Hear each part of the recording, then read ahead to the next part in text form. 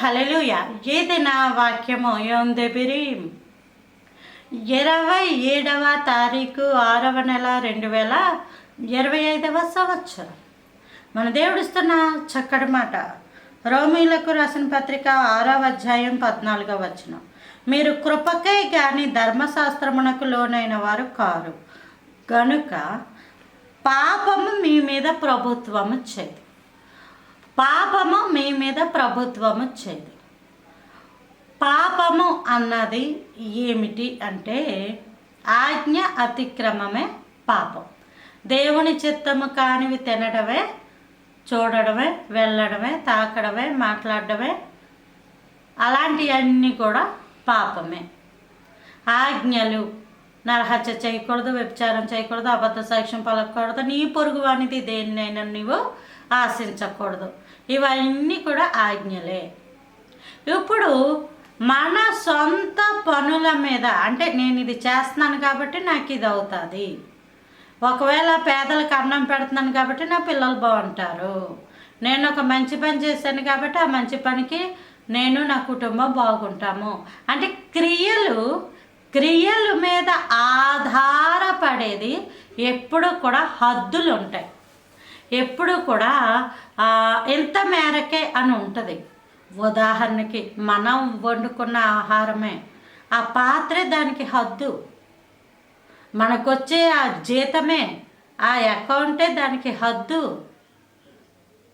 మనం చేసే పనులన్నీ హద్దులతో కూడినవి. కృప అంటే హద్దు లేనిదని అర్థం. హల్లెలూయా. హద్దులు లేనిది అని అర్థం. దావీదు గొర్రెల కాపరి. దావీదు గొర్రెలను కాపాడాడు కాబట్టి గొర్రె ఇంకా పిల్లలు పెట్టినప్పుడు ఇంకొంచెం పెద్ద గొర్రెల కాపరి అవ్వాలి అంతే. లేదా కాపర్లందరికీ హెడ్ అన్న ఉండాలి అంతే.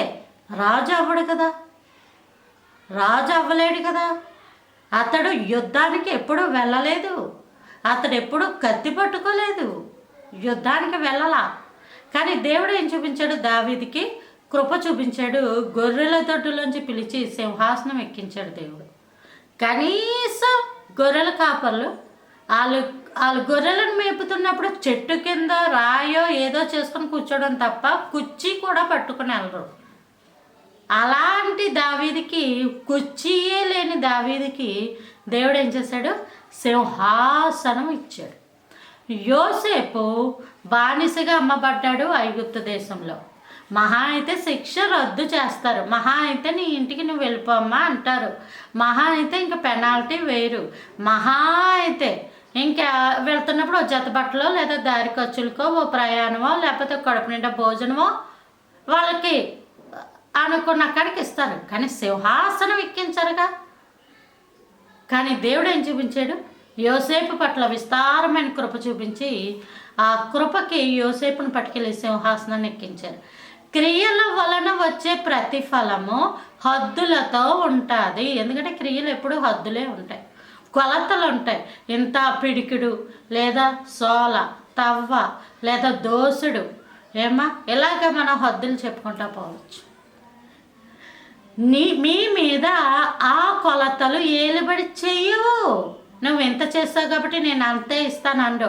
అణచి కుదిలించి దిగజారునట్లుగా నిండు కొలతతో మీ ఒడిలో కొలవబడును కాక. Praise the lord. ఆమేన్.